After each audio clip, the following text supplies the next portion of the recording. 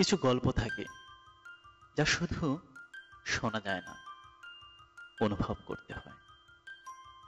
কিছু গল্প থাকে যে একবার হৃদয়ে বাজতে আর কখনো থামে না। প্রিয় দর্শক, স্বাগত জানাচ্ছি মুন্সির কণ্ঠে গল্প চ্যানেলে। আমি মুন্সি আলিম, আপনাদের গল্পের একান্ত সঙ্গী।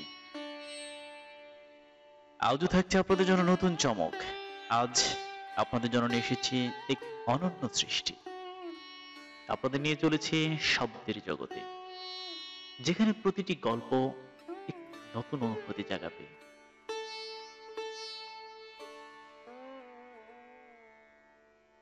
এবার দেরি কেন, চলুন ঘুরে আসা যাক গল্পের সে অনিন্দ্য ভবনে।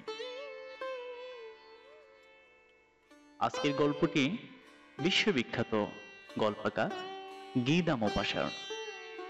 এটি বাংলায় অনুবাদ করেছেন পূর্ণেন দস্তিদার। নিশ্চয়ই গল্পটির শিরোনাম ইতিমধ্যে আমার আপনার জানা হয়ে গেছে। হ্যাঁ, আমি নেকলেস গল্পের কথাই বলছি। একটি গল্প পৃথিবীতে আলোড়ন সৃষ্টি করেছিল। একটি গল্প যে আলোড়ন সৃষ্টি করতে পারে, এই নেকলেস গল্পটি না পড়লে জানা হতো না। আপনার অনেক কিছুই অপূর্ণ থেকে যাবে যদি না আপনি গল্পটি পড়েন। একটি গল্প কেন পৃথিবীতে এত শ্রেষ্ঠ হয়, সেরাদের সেরা হয়, এই গল্প one of the best example. শুরু করছি সেই সেরা গল্প, নেকলেস পার্ট। সে ছিল চমৎকার এক সুন্দরী তরুণী।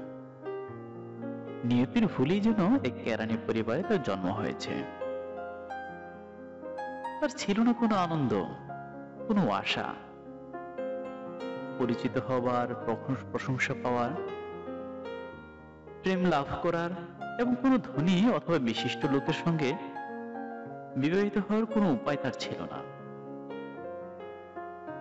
তাই শিক্ষা পরিষদ আপিসের সামান্য এক কেরানির সঙ্গে বিবাহ সে স্বীকার করে নিয়েছিল। নিজেকে সজ্জিত করার অক্ষমতার জন্য সে সাধারণভাবেই থাকত, কিন্তু তার শ্রেণীর অন্যতম হিসেবে সে ছিল অসুখী। তাদের কোনো জাতি বর্ণ নেই, কারণ জন্মের পরে পরিবার থেকে তারা স্ত্রী, সৌন্দর্য ও মাধুর্য সম্পর্কে সজাগ হয়ে ওঠে। সহজাত চাতুর্য, প্রকৃতিগত সুরুচি আর বুদ্ধির নমনীয়তা হলো তাদের আভিজাত্য, যার ফলে অনেক সাধারণ পরিবারের মেয়েকেও বিশিষ্ট মহিলার সমকক্ষ করে তোলে। সর্বদা তার মনে দুঃখ। তার ধারণা, যত সব সুরুচিপূর্ণ ও বিলাসিতার বস্তু আছে, সেগুলোর জন্যই তার জন্ম হয়েছে। তার বাসকক্ষের দারিদ্র, হতশ্রী দেওয়াল, জীর্ণ চেয়ার এবং বিবর্ণ জিনিসপত্রের জন্য সে ব্যথিত হতো। তার মতো অবস্থার অন্য কোনো মেয়ে এসব জিনিস যদিও লক্ষ্য করত না, সে তো দুঃখিত ও ক্রুদ্ধ হতো। সে খর্বাখায় ব্রেটন এই সাধারণ ঘরটি তৈরি করেছিল। তাকে দেখলেই তার মনে বেদনা ভরা দুঃখ আর বেপরোয়া সব স্বপ্ন জেগে উঠত। সে ভাবত, তার থাকবে প্রাচ্যচিত্র শোভিত উচ্চ ব্রোঞ্জের আলোক মণ্ডিত পার্শ্বকক্ষ, আর থাকবে দুজন বেশ মোটা সোটা গৃহভৃত্য। তারা খাটো পায়জামা পরে যেই বড় আরামকে তারা দুটি গরম করার যন্ত্র থেকে বিক্ষিপ্ত ভারী হাওয়ায় নির্জল হয়ে উঠেছে, তাতে সে ঘুমিয়ে থাকবে। সে কামনা করে একটি বৈঠকখানা। কি বলছিলাম? হ্যাঁ, বৈঠকখানার কথা বলছিলাম। পুরনো রেশমি পর্দা সেখানে ঝুলবে, থাকবে তাতে বিভিন্ন চমৎকার আসবাব, যার ওপর শোভা পাবে অমূল্য সব প্রাচীন কৌতূহল উদ্দীপক সামগ্রী। যেসব পরিচিত অনাকাঙ্ক্ষিত পুরুষ সব মেয়েদের কাম্য, সেসব অন্তরঙ্গ বন্ধুদের সঙ্গে বিকেল 5টায় গল্প গুজব করার জন্য ছোট সুরভিত একটি কক্ষ সেখানে থাকবে। বাপরে, তার চিন্তা খেয়াল করেছেন? যা হোক, 3 দিন ধরে ব্যবহৃত একখানা টেবিল ক্লথ ঢাকা গোল একটি টেবিলে তার স্বামীর বিপরীত দিকে সে যখন সান্ধ্য বুঝে বসে এবং খুশির আমেজে তার স্বামী বড় সরু আর পাত্রটি ঢাকনা তুলতে বলে,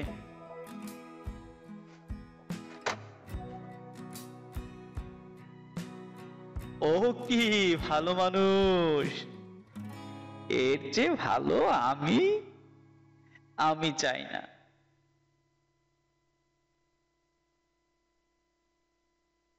তখন তার মনে পড়বে আড়ম্বর পূর্ণ সান্ধ্যভোজের কথা। উজ্জ্বল রূপ্য পাত্রাদি, মায়াময় বনভূমির মধ্যে প্রাচীন বিশিষ্ট ব্যক্তি ও বিরল পাখির চিত্র শোভিত কারুকার্যপূর্ণ পর্দা এবং তা দিয়ে ঢাকা দেওয়ালের কামনা। সে ভাবে অপরূপ পাত্রে পরিবেশিত হবে অপূর্ব খাদ্য, আর গোলাপি রঙের রোহিত মাছের টুকরো অথবা মুরগির পাখনা খেতে খেতে মুখে সিংহ মানবীর হাসি নিয়ে কান পেতে শুনবে চুপি চুপি বলো প্রণয় লীলার কাহিনী। তার কাছে ফ্রক বা জড়ুয়া গহনা নেই বলতে কিছুই নেই, অথচ ওসব বস্তুই তার প্রিয়। তার ধারণা ওইসবের জন্যই তার সৃষ্টি। সুখী করা, কাম্য হওয়ার, চালাক ও প্রণয় যাচিকা হবার কতই না তার ইচ্ছা। তার কনভেন্টের সহপাঠিনী এক ধনী বান্ধবী ছিল। তার সঙ্গে দেখা করতে তার ভালো লাগতো না, কারণ দেখা করে ফিরে এসে তার খুব কষ্ট লাগতো। বিরক্তি, দুঃখ, হতাশা, নৈরাশ্যে সমস্ত দিন ধরে সে কাঁদত।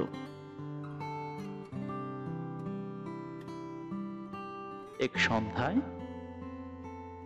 হাতে একটি বড় খাম নিয়ে বেশ উচ্ছ্বসিত হয়ে তার স্বামী ঘরে ফিরল। সে বলল, এই যে তোমার জন্য এক জিনিস নিয়ে এসেছি। মেয়েটি তাড়াতাড়ি খামটি ছেড়ে তার ভেতর থেকে একখানা ছাপানো কার্ড বের করলো। তাতে নিচের কথাগুলো মুদ্রিত ছিল।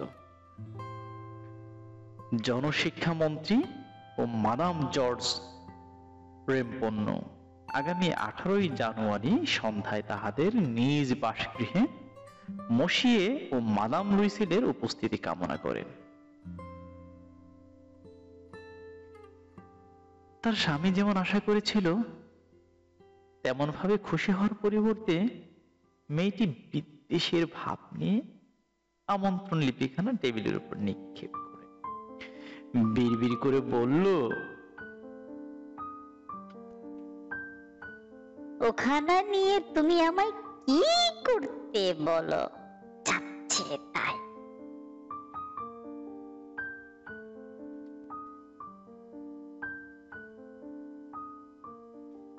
কিন্তু লক্ষ্মীটি, আমি ভেবেছিলাম এতে তুমি খুশি হবে। তুমি বাইরে কখনো যাও না, তাই এই এক সুযোগ, চমৎকার এক সুযোগ।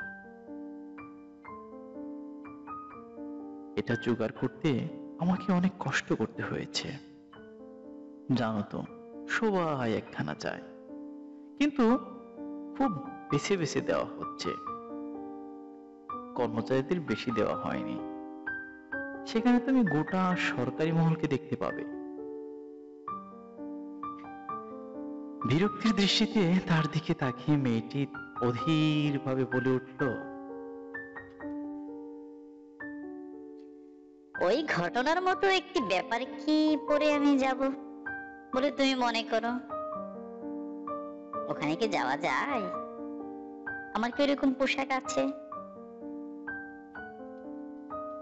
সে ওই সম্পর্কে কিছু ভাবেনি, তাই সে বিব্রত ভাবে বলে, কেন, আমরা থিয়েটারে যাবার সময় তুমি যে পোশাকটা পরো সেটা পরবে। ওটা আমার কাছে খুব সুন্দর লাগে। তার স্ত্রীকে ফুপিয়ে ফুপিয়ে কাঁদতে দেখে সে আতঙ্কে নির্বাক ও হতবুদ্ধি হয়ে গেল। তার চোখের পাশ থেকে বড় বড় দুফোঁটা অস্ত্র তার গালের উপর গড়িয়ে পড়ল। সে থতমত ভাবে বলল, কি হলো, কি হলো তোমার?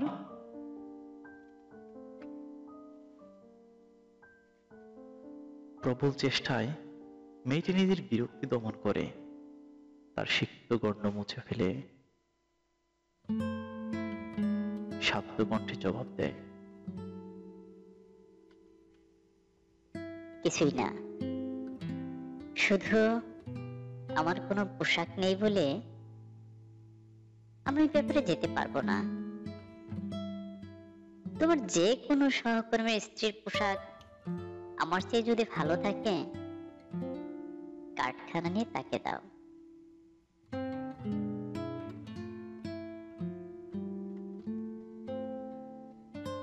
সে মনে মনে দুঃখ পায়। তারপর সে জবাব দেয়, মাতিলদা, বেশ তো চলো আলাপ করি আমরা। এমন কোনো পোশাক অন্য কোনো উপলক্ষ যা দিয়ে কাজ চলবে, অথচ বেশ সাদা সিধা, তার দাম কত আর হবে? কয়েক সেকেন্ড মেয়েটি চিন্তা করে দেখে এমন একটি সংখ্যার বিষয় স্থির করলো যা চেয়ে বসলে হিসাবে কেরানের কাছ থেকে সঙ্গে সঙ্গে এক আতঙ্কিত প্রত্যাখ্যান যেন না আসে। টোটালি হচ্ছে বুদ্ধিবৃত্তিক। শেষ পর্যন্ত ইতস্তত করে মেয়েটি বলল, আমি ঠিক বলতে পারছি না, তবে আমার মনে হয় 400 ফ্রা হলে তা কেনা যাবে। শুনে তার মুখ ম্লান হয়ে গেল, কারণ তার যেসব বন্ধু গত রবিবারে নামতিয়ারের সমভূমিতে ভরত পাখি শিকারে গিয়েছিল, আগামী গ্রীষ্মে তাদের সঙ্গে যোগ দেওয়ার ইচ্ছায় একটি বন্দুক কিনবার জন্য ঠিক ততটা অর্থই সে সঞ্চয় করেছিল। তার সত্যি জবাব দিল, বেশ তো, আমি তোমায় 400 ফ্রা দেব, কিন্তু বেশ সুন্দর একটি পোশাক কিনে নিও। বল নাচের দিন যতই আসতে থাকে ততই মাদাম লুইসেলকে বিচলিত ও উদ্বিগ্ন মনে হয়। অবশ্য তার পোশাক প্রায় তৈরি হয়ে এসেছে। একদিন সন্ধ্যায় তার স্বামী তাকে বলল, তোমার হয়েছেটা কি বলতো? গত 2-3 দিন ধরে তোমার কাজকর্ম কেমন যেন অদ্ভুত ঠেকছে। শুনে মেয়েটি জবাব দেয়, আমার কোনো মণিমুক্তা, একটি দামি পাথর কিছুই নেই যা দিয়ে আমি নিজেকে সাজাতে পারি। আমায় দেখলে কেমন গরিব গরিব মনে হয়। তাই এই অনুষ্ঠানে আমার না যাওয়াই ভালো হবে। স্বামী বলল, কিছু সত্যকার ফুল দিয়ে তুমি সাজতে পারো, এই ঋতুতে তাতে বেশ সুরুচিপূর্ণ দেখায়। 10 ফ্রা দিলে তুমি 2 কি 3টে অত্যন্ত চমৎকার গোলাপ ফুল পাবে। মেয়েটি ওই কথায় আশ্বস্ত হলো না। সে জবাবে বলল, মা, ধনী মেয়েদের মাঝখানে পোশাক পরিচ্ছদে ওই রকম খেলা দেখানোর মতো আর বেশি কিছু অপমানজনক নেই, বুঝলে? তখন তার স্বামী চেঁচিয়ে উঠল, আচ্ছা, কি কি বোকা দেখো তো আমরা। যাও, তোমার বান্ধবী মাদার ফার্স্টের সঙ্গে দেখা করে তাকে বলো তার জড়োয়া গহনা যেন তোমায় ধার দেয়। এইটুকু আদায় করার তো তার সঙ্গে তো তোমার পরিচয় যথেষ্ট আছেই নাকি? সে আনন্দধ্বনি করে উঠল। তারপর সে বলল, সত্যি তো, এটা আমি ভাবিনি, সত্যি। পরদিন সে তার বান্ধবীর বাড়িতে গিয়ে তার দুঃখের কাহিনী তাকে বলল। মাদাম ফরেস্টিয়ার তার কাচের দরজা লাগানো গোপন কক্ষে গিয়ে বড় একটি জোড়ো গহনার বাক্স বের করে এনে তা খুলে বলল, ভাই, যা ইচ্ছা এখান থেকে নিয়ে নাও। সে প্রথমে দেখলো কয়েকটি কঙ্কন, তারপর একটি মুক্তার মালা, মণিমুক্ত খচিত চমৎকার কারুকার্য করা একটি সোনালি ফিনিশার কুশ। আয়নার সামনে গিয়ে সে জোড়া গহনাগুলো পরে পরে দেখে আর ইতস্তত করে, কিন্তু ওগুলো নেওয়ারও সিদ্ধান্ত করতে ছেড়েও যেতে পারে না। তারপর জিজ্ঞাসা করে, আর কিছু তোমার নেই? কেন, আছে। তোমার যা পছন্দ তুমি তা বেছে নাও, বললামই তো। হঠাৎ সে কালো সেটিনের একটি বাক্সে দেখল অপরূপ এক হীরার হার। অদম্য কামনায় তার বুক দূর দূর করে। সেটা তুলে নিতে গিয়ে তার হাত কাঁপে। সে তার পোশাকের উপর দিয়ে সেটা গলায় তুলে নেয় এবং সেগুলো দেখে আনন্দে বিহ্বল হয়ে যায়। তারপর উদ্বেগ ভরা ইতস্তত ভাবে সে জিজ্ঞাসা করলো, তুমি তুমি ওইখানে আমায় ধার দেবে? শুধু এটা এটা। কেন দেব না, নিশ্চয়ই দেব। শেষ হবে কি তার বাপ।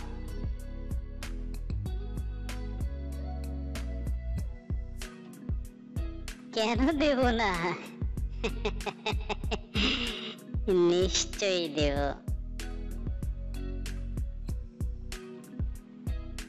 সে সবেগে তার বান্ধবীর গলা জড়িয়ে ধরে, পরম আবেগে তাকে বুকে চেপে ধরে। তারপর তার সম্পদ এসে চলে আসে। দেখতে দেখতে এই বল নাচের দিন এসে গেল। মাদাম লুইসেলের জয় জয়কার। সে ছিল সবচেয়ে সুন্দরী, সুরুচিময়ী, সুদর্শনা, হাস্যময়ী ও আনন্দপূর্ণ। সব পুরুষ তাকে লক্ষ্য করছিল। তার নাম জিজ্ঞাসা করে তার সঙ্গে আলাপের আগ্রহ প্রকাশ করছিল। মন্ত্রিসভার সব সদস্যের তার সঙ্গে ওয়াল্টজ নৃত্য করতে ইচ্ছে হচ্ছিল। স্বয়ং শিক্ষামন্ত্রী তার দিকে দৃষ্টি দিচ্ছিলেন। আনন্দে মত্ত হয়ে আবেগ ও উৎসাহ নিয়ে সে নৃত্য করছিল। তার রূপের বিজয় গর্ভে, সাফল্যের গৌরবে সে আর কিছু ভাবে না। এক আনন্দের মেঘের উপর দিয়ে যেন ভেসে আসছিল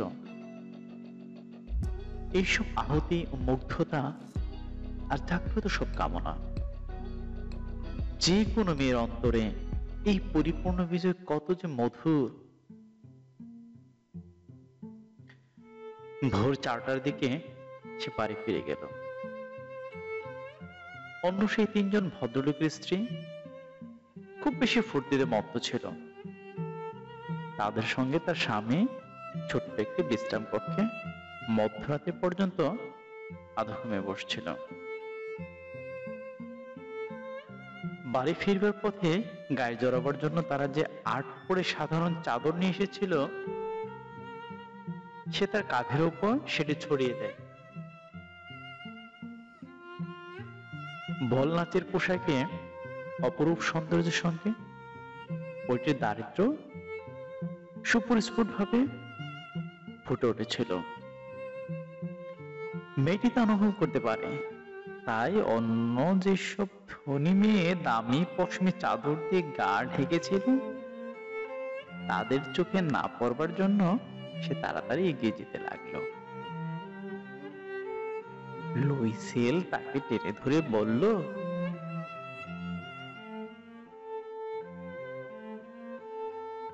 থামো, তোমার ঠান্ডা লেগে যাবে ওখানে, আমি এখানে গাড়ি ডেকে আনি। কিন্তু মেয়েটি কোনো কোথায় কান্না দিয়ে তাড়াতাড়ি সিঁড়ি পেয়ে নামতে থাকে। রাস্তায় যখন তারা পৌঁছে গেল, সেখানে কোনো গাড়ি পাওয়া গেল না।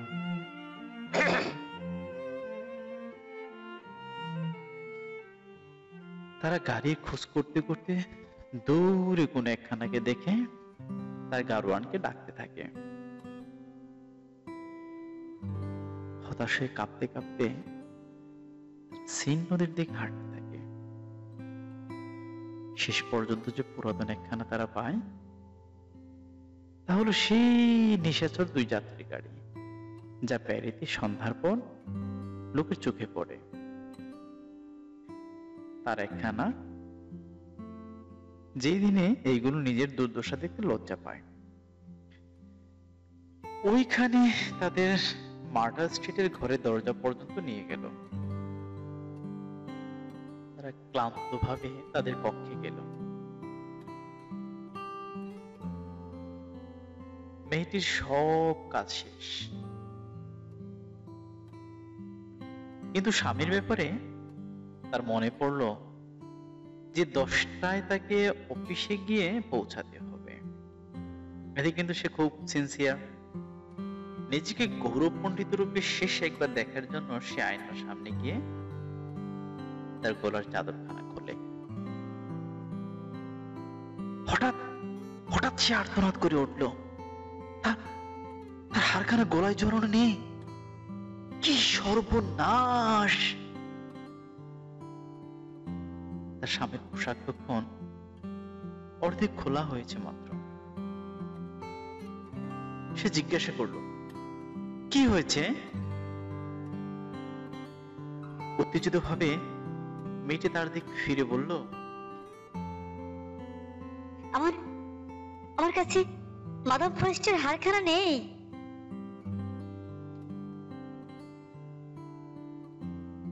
আতঙ্কিত ভাবে সে উঠে দাঁড়ালো।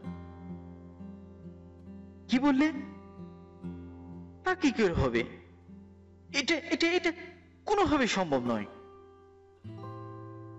পোশাকের বহির্বাসের ভাঁজের মধ্যে, পকেটে, সব জায়গায় তারা খোঁজ করলো, তন্ন তন্ন করে খোঁজ করলো, কিন্তু কোথাও তা পাওয়া গেল না।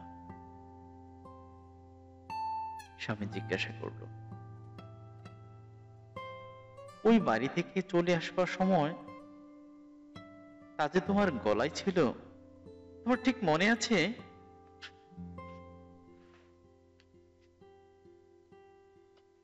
হ্যাঁ, আমরা যখন বিশ্রাম কক্ষ দিয়ে বেরিয়ে আসছিলাম, তখনও তা ছিল। আমার স্পষ্ট খেয়াল আছে।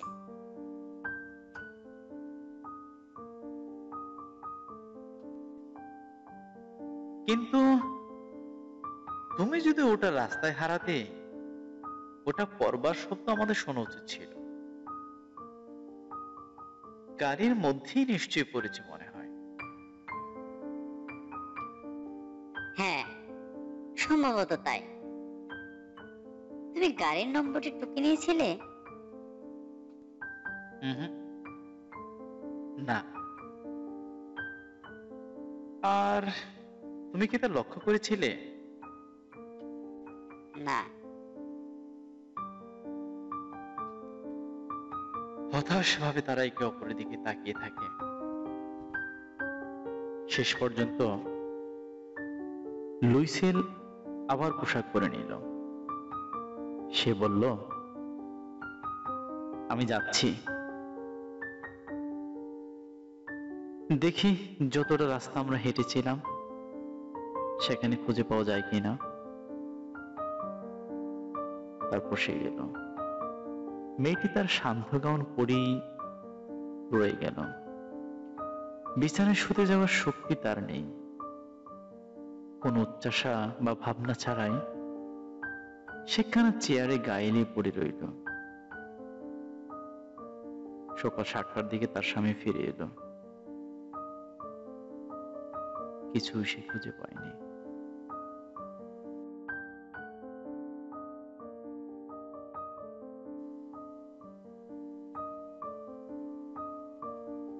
সে পুলিশের কাছে ও গাড়ির আপিসে গিয়েছিল এবং পুরস্কার ঘোষণা করে একটা বিজ্ঞাপন দিয়ে এসেছে।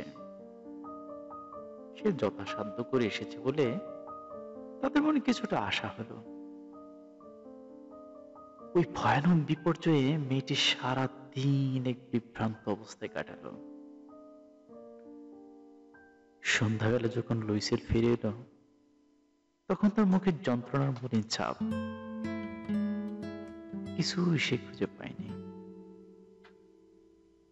সে বলল, তোমার বান্ধবীকে লিখে দিতে হবে যে হারখানার আংটা তুমি ভেঙে ফেলেছ, তাই তো তুমি মেরামত করতে দিয়েছ।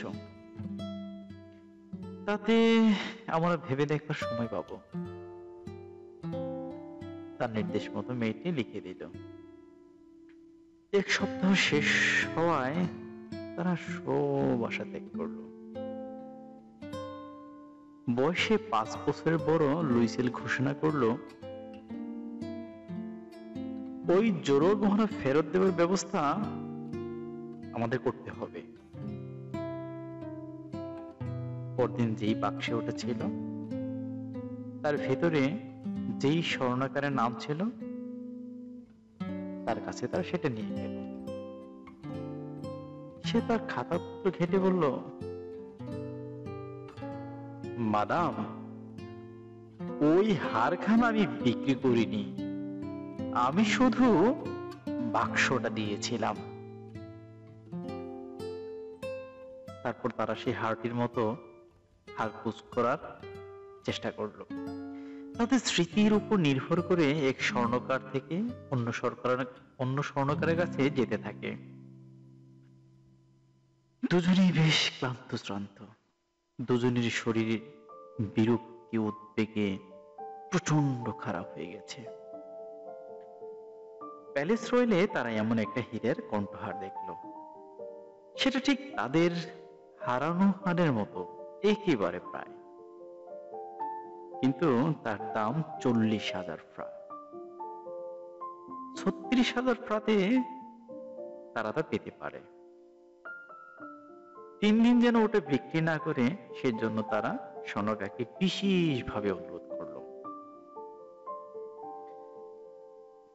তারা আরো ব্যবস্থা করলো যে যদি ফেব্রুয়ারি মাস শেষ হওয়ার আগে ওই হারটি খুঁজে পাওয়া যায়, তারা এটা ফেরত দিলে 34,000 ফ্রাঙ্ক ফেরত নিতে পারবে।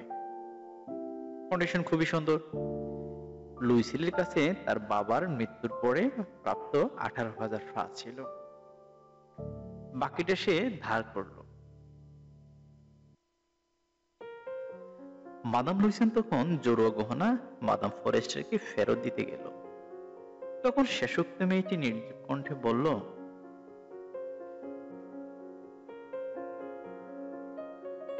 ওটা আরো আগে তোমায় ফেরত দেওয়া উচিত ছিল, কারণ তা আমারও দরকার হতে পারত। তার বান্ধবী সেই ভয় করেছিল, তেমন ভাবে সে গহনার বাক্সটি খুলল না। যদি বদলে দেওয়া হয়েছে সে টের পেত, সে কি মনে করত? সে কি বলতো? সে কি তাকে অপহার ভাবতো? এবার মাদাম লুইসেল দারিদ্র্যের জীবনের ভয়াবহতা বুঝতে পারে। সে তার নিজের কাজ সম্পূর্ণ সাহসের সঙ্গেই করে যায়। ওই দুঃখজনক দেনা শোধ করা প্রয়োজন, সে তা দেবে। দাসীকে তারা বিদায় করে দিল। তারা তাদের বাসা পরিবর্তন করলো। নিচু ছাদের কয়েকটি কামরা তারা ভাড়া করলো। ঘরকন্নার কঠিন সব কাজ ও রান্নাঘরের বিরক্তিকর কাজকর্ম সে শিখে নিল। তার গোলাপি নখ দিয়ে সে বাসন ধোয়, তৈলাক্ত পাত্র ও ঝোল রাধার কড়াই মাজে। ময়লা কাপড় চোপড়, সেমিজ, বাসন মোছার গামছা সে পরিষ্কার করে দড়িতে শুকাতে দেয়। রোজ সকালে সে আবর্জনা নিয়ে রাস্তায় ফেলে। সিঁড়ির প্রত্যেক ধাপে শ্বাস নেবার জন্য থেমে থেমে সে জল তোলে।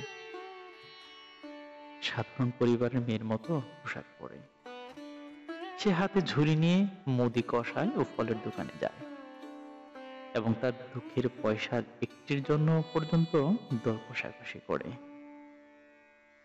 আরে জীবন, প্রত্যেক মাসে এই সময়তে কিছু দলিল বদল করতে হয়, কাউকে কিছু শোধ দিতে হয়, আবার কিছু সঞ্চয় করতে হয়। তার স্বামী সন্ধ্যাবেলায় কাজ করে। সে কয়েকজন ব্যবসায়ী হিসেবে খাতা ঠিক করে। রাতে এক পাতা পাঁচশাও হিসেবে সে প্রায় লেখা নকল করে। এরকম জীবন 10 বছর ধরে চলল। 10 বছরের শেষে তারা সবকিছু মহাজনের সুদসহ প্রাপ্য নিয়ে সব ক্ষতিপূরণ করে ফেলতে পারে। তাছাড়া কিছু তাদের সঞ্চয় হলো। মাদাম লুইসেলকে দেখলে এখন বয়স্কা বলে মনে হয়। সে এখন গরিব গৃহস্থ ঘরের শক্ত, কর্মঠ ও অমার্জিত মেয়ের মতো একেবারে হয়ে গেছে। তার চুল অবিন্যস্ত, ঘাগরা এক পাশে মোচড়ানো, হাতগুলো লাল। সে চড়া গলায় কথা বলে এবং বড় বড় কলসিতে জল এনে মেজে ধোয়। কিন্তু কখনো তার স্বামী যখন আপিসে থাকে, জানালার ধারে বসে বিগত দিনের সেই শান্ত অনুষ্ঠান ও সেই বল নাচ তাকে এত সুন্দর দেখাচ্ছিল ও এমন অতিরিক্ত প্রশংসা পেয়েছিল, তারপর সে ভাবে যদি সে গলার সেই হারখানা না হারাতো তাহলে কেমন হতো। কে জানে, কেই বা বলতে পারে। কি অনন্য সাধারণ এই জীবন, আর তার মধ্যে কত বৈচিত্র্য।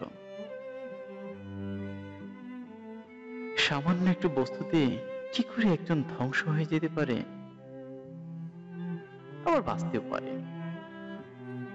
তো যাই হোক, এক রবিবারে সারা সপ্তাহের নানা দুশ্চিন্তা মন থেকে দূর করার জন্য সে যখন চাম্পস এলিসিসে ঘুরে বেড়াচ্ছিল, হঠাৎ একটি শিশু নিয়ে ভ্রমণরত একজন মেয়ে তার চোখে পড়ল। সে হলো মাদাম ফরস্টিয়ার। সে এখনো যুবতী, সুন্দরী ও আকর্ষণীয়। দেখে মাদাম লুইসেলের মন খারাপ হয়ে গেল। সে কি ওই মেয়েটির সঙ্গে কথা বলবে?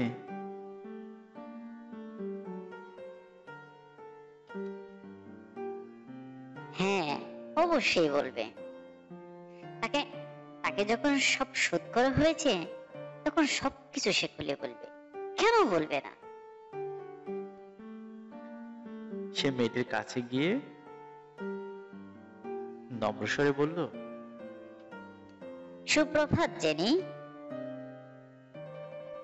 তার বন্ধু তাকে ঠিক চিনতে পারল না।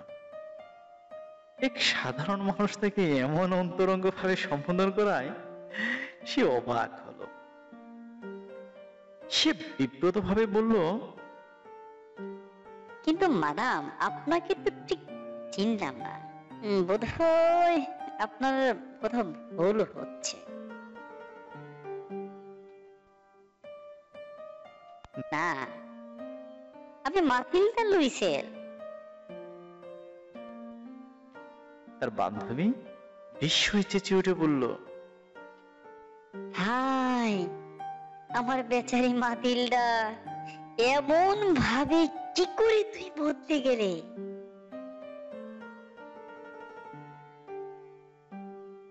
হ্যাঁ, তোমার সঙ্গে দেখা হবার পর থেকে আমার দুর্দিন যাচ্ছে। বেশ কিছু দুঃখের দিন গেছে, আর সেটা হয়েছে শুধু শুধু তোমার জন্য। আমার জন্য? তা কি করে হলো? সেই যে কমিশনারের বল নাচের দিন তুমি আমাকে তোমার হীরার হার পরতে দিয়েছিলে, মনে পড়ে? হ্যাঁ, বেশ মনে আছে। কথা হচ্ছে সেখানে আমি হারিয়ে ফেলেছিলাম। কি বলছো তুমি? কি করে তা আমায় তুমি ফেরত দিয়েছিলে? ঠিক সেখানের মতো একটি তোমাকে আমি ফেরত দিয়েছিলাম। তার দাম দিতে 10 বছর লেগেছে। তুমি বুঝতেই পারো, আমাদের মতো লোক যাদের কিছুই ছিল না, তাদের পক্ষে তা সহজ ছিল না মোটে। কিন্তু তা শেষ হয়েছে, এবং সেজন্যই আমি এখন ভালোভাবেই নিশ্চিত হয়েছি।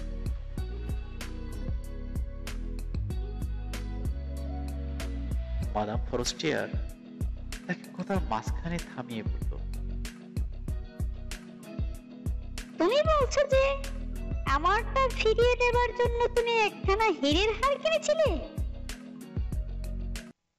হ্যাঁ, তা তুমি খেয়াল করোনি?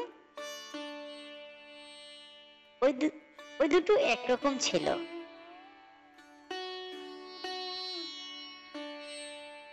বলে সে গর্বের ভাবে ও সরলা মধ্যে একটু হাসল। দেখে মাদাম ফরেস্টিয়ার এর মনে খুব লাগলো। সে তার দুটি হাত নিজের হাতের মধ্যে নিয়ে বলল, হায়, আমার বেচারি মাথিলদা, আমারটি ছিল নকল। তার দাম 500 ফ্রার বেশি হবে না।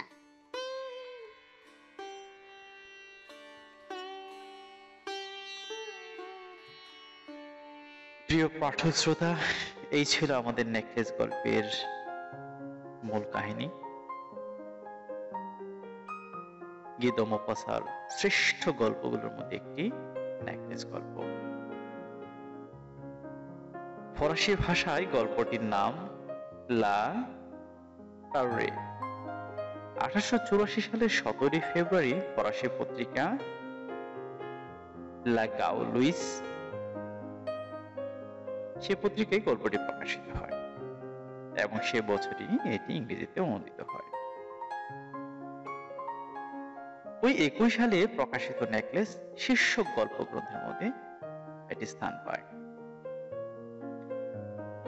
অপ্রত্যাশিতভাবেই কিন্তু এই গল্পটি সমস্ত পৃথিবীতে বিপুল জনপ্রিয়তা লাভ করে। প্রিয় পাঠক শ্রোতা, আপনার জীবনে কি এরকম কোনো ঘটনা ঘটেছে যা অপ্রত্যাশিত ছিল, যা আপনাকে দারুণ ভাবে ভুগিয়েছে, যাতনা দিয়েছে, কষ্ট দিয়েছে? লিখুন না সেসব কমেন্ট অপশনে, শুনতে চাই আপনাদের কথা। আজকে এই পর্যন্তই, আবার কথা হবে নতুন কোন এপিসোডে, নতুন কোন গল্প নিয়ে। সবাই ভালো থাকুন, সুস্থ থাকুন, সুন্দর থাকুন। তবে হ্যাঁ, যাওয়ার আগে বলছি, গল্পটি যদি আপনার একটু ভালো লেগে থাকে তাহলে আপনার প্রিয়জনদের সাথে একটু শেয়ার করুন, একটু লাইক করুন, এবং পাশাপাশি একটু সাবস্ক্রাইব করলে এরকম গল্প কিন্তু আপলোড দেওয়া মাত্রই সহজেই আপনার কাছে চলে যাবে। তো আজকে এই পর্যন্তই, সবাইকে নিরন্তর শুভেচ্ছা এবং অশেষ কৃতজ্ঞতা।